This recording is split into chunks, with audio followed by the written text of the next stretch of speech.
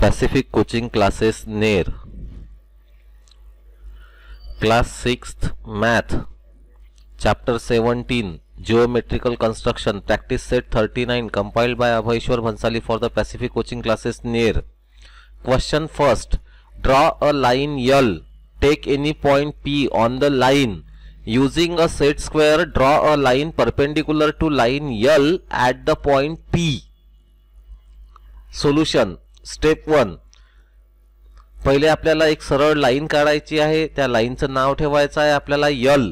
काय ठेवलं आपण L.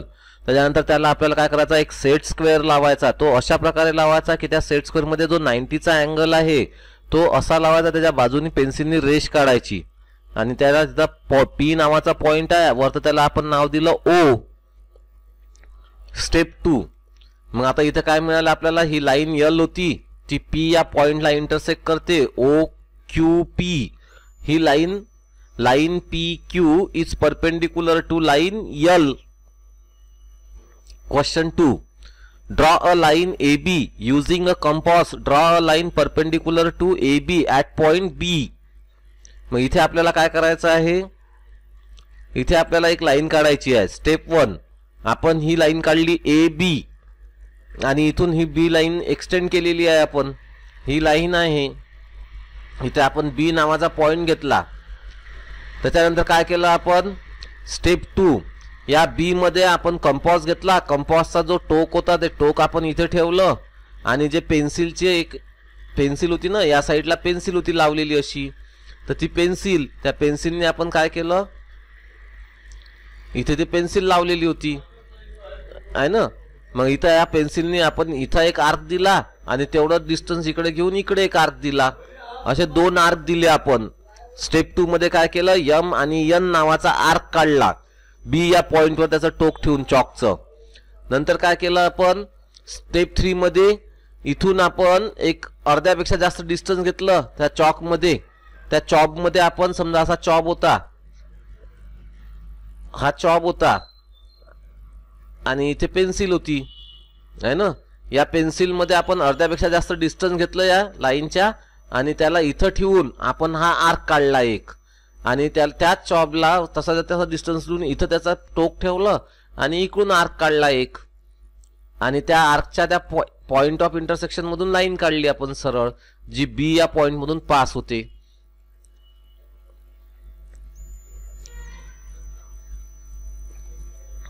मग आपण काय म्हणू, line BC is perpendicular. BC line BC is perpendicular to line AB. AB लाईनला ती काय आहे, परपेंडिक्युलर आहे BC. Question 3. Draw a line CD. Take any point M on the line.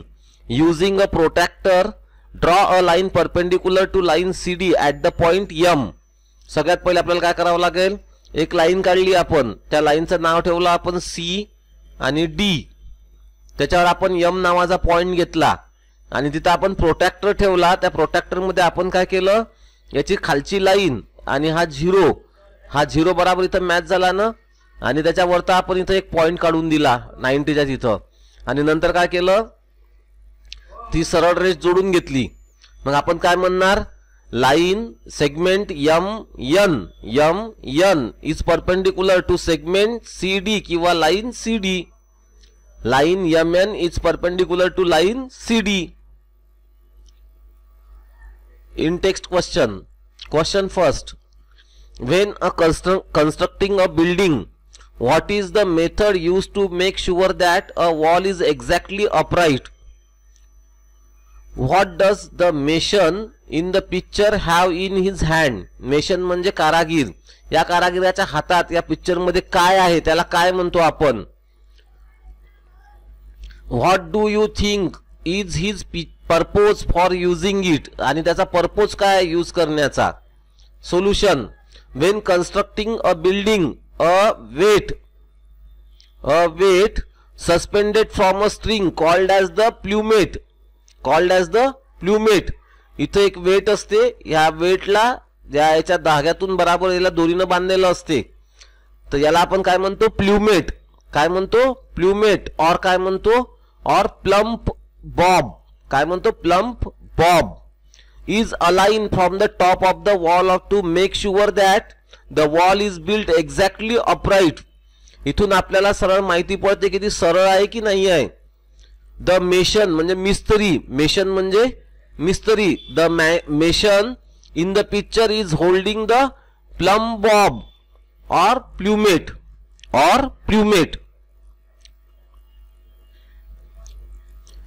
The string of the plumb bob is suspended from the top of the wall. इथून आपण काय करतो, त्याला खाली सोडतो. Such that plumb bob hangs freely by observing whether the vertical wall is parallel to the string. We can check if the constructed wall is vertical. ती vertical आहे की नाही आहे ते आपण चेक करू शकतो. Question second. Have you look at the lamp post on the roadside? How do they stand? The lamp post on the roadside are standing erect or vertical. Question third.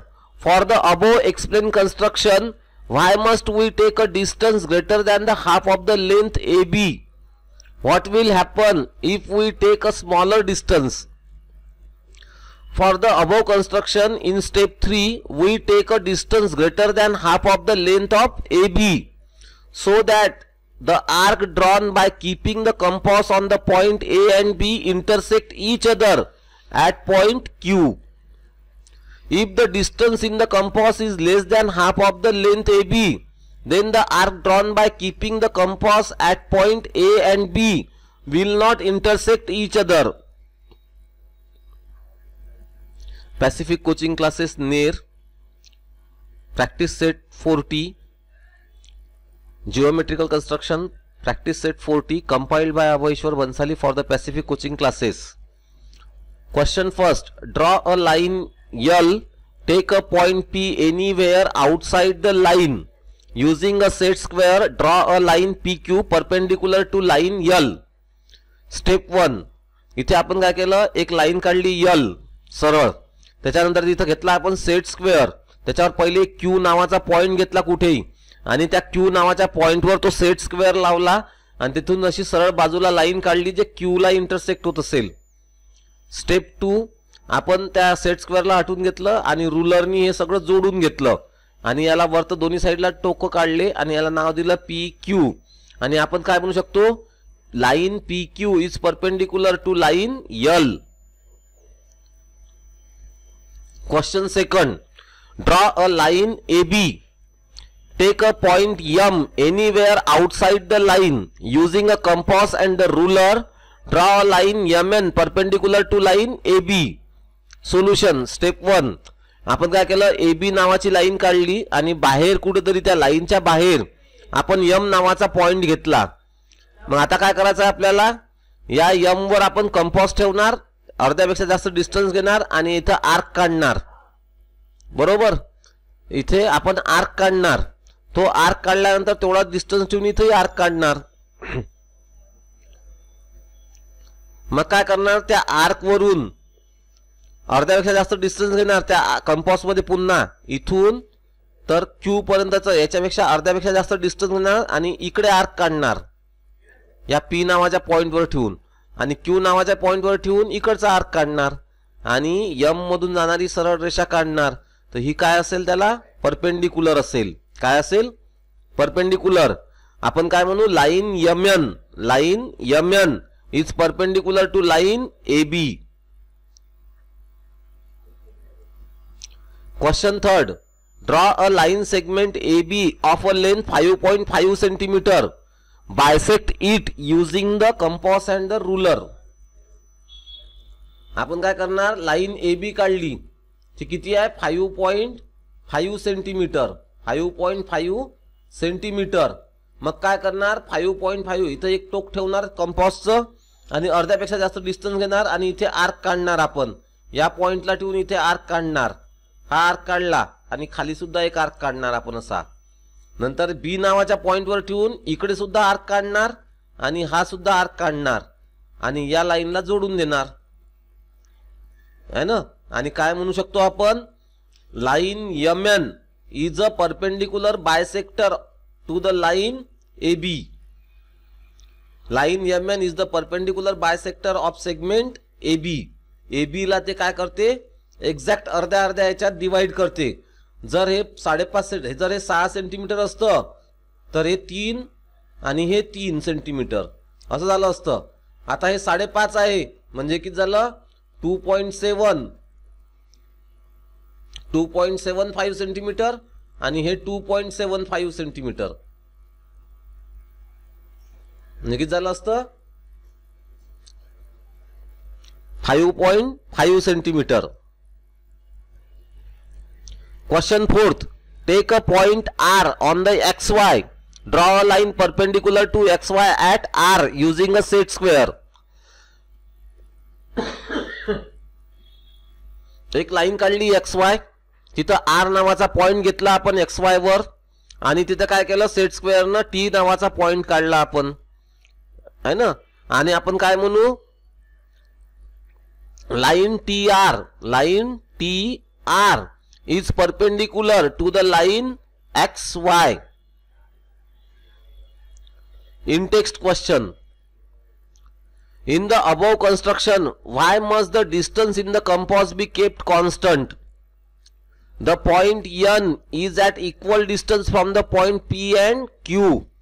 If we change the distance of the compass while drawing the arc from the point P and Q, we will not get a point which is at equal distance from the P and Q. Hence, the distance in the compass must be kept constant. Question 2. The perpendicular bisector. A wooden yoke is used for the pulling a bullock cart. Pulling a bullock cart. हा याला काय म्हणतो आपण yoke. हे याला bullock कार्डला ओढण्यासाठी आपण हा योक वापरतो ना. आणि हा काय असतो एक्झॅक्ट परपेंडिक्युलर असतो. इथे बराबर एक्झॅक्ट त्याला परपेंडिक्युलर बायसेक्टर असतो. How is the position of the yoke determine. तर योकची पोझिशन कशी डिटरमाइन करतात. To do that a rope is use to measure the equal distance from the spine और mid line of the bullock cart. Bullock cart पासून mid line काढतात ही आणि ती सरळ आपण इथपर्यंत आणतो. With geometrical property is use here. आता इथं कोणती आपण जिओमेट्रिकल प्रॉपर्टी वापरतो. Find out the craftsman or the from the other experience person why this is done. For the bullock cart to be pull in the correct direction by the yoke, its centre O should be equidistance from either side of the cart. या दोन्ही side पासून हा जो point आहे हा equal distance वर पाहाजे. म्हणून दोरी घेतात आणि दोरीने इथे पॉइंट मार्क करतात आणि इथून लावून इथे मार्क करतात आणि याचा अर्ध्यातून दोरी आणतात आणि त्यांनी मार्क करतात आणि मग तिथेच ते बांधतात yoke. The property of the perpendicular bisector is used to make the point equidistance from the both the ends. A rope is used just like a compass to get the equal distance from the spine or middle of the bullock cart. Question 3. Take a rectangular sheet of the paper. Fold the paper so that the lower edge of the paper falls on its top edge and fold it over again from the right to the left.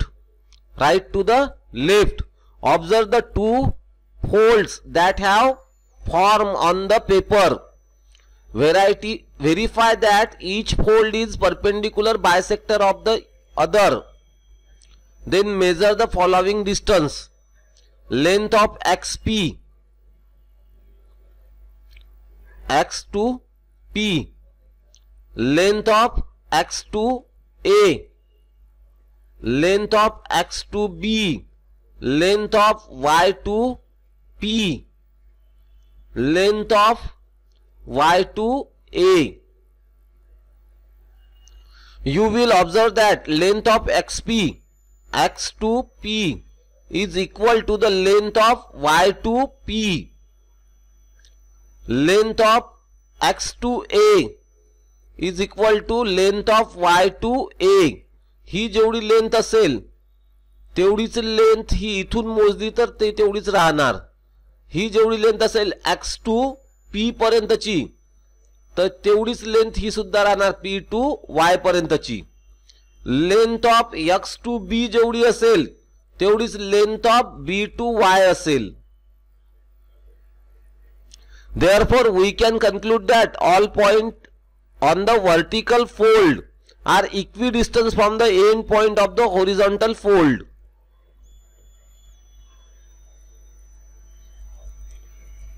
Class 6 Math Chapter 17 Geometrical Construction, end of all exercise, compiled by Abhishwar Bhansali.